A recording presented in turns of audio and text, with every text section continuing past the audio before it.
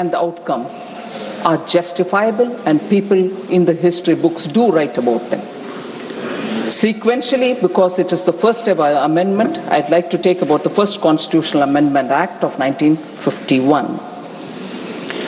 So it's been said, and Honorable Prime Minister, while talking in the Lok Sabha, also referred to the fact that there was an interim government in place between 1947, August 15th. The interim government was there before that as well.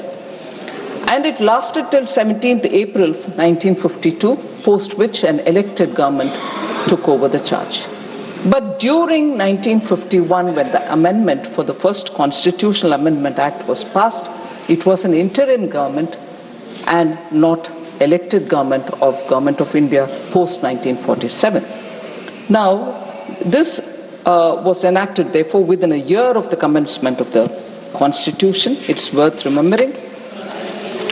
In fact, on the issues related to the amendment, or which triggered the amendment itself, which is the freedom of speech and expression, the amendment added 3 more heads to Article 19(2), saying public order could be a cause to restrict freedom of speech, friendly relations with foreign states could be a cause to restrict freedom of speech, or incitement to an offense could also be a cause. These were the amendments brought in the first Constitutional Amendment.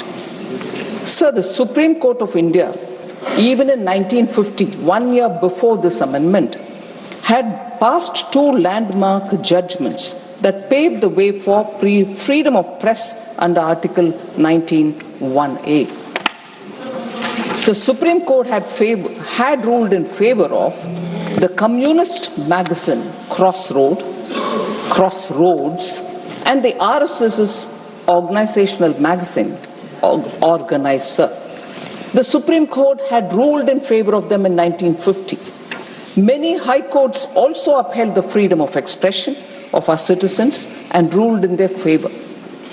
But in response, the interim government thought that there was a need for a first constitutional amendment, and that was brought in by the INC, and it was essentially to curb the freedom. So India, a democratic country, which prides itself even today about freedom of expression, saw the first interim government coming up with a constitutional amendment which was to curb the freedom of speech of Indians.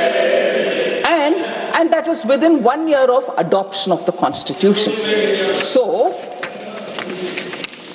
let me say, sir, that is because the first Prime Minister of this country deplored press scrutiny of his government, even as he publicly praised freedom of the press.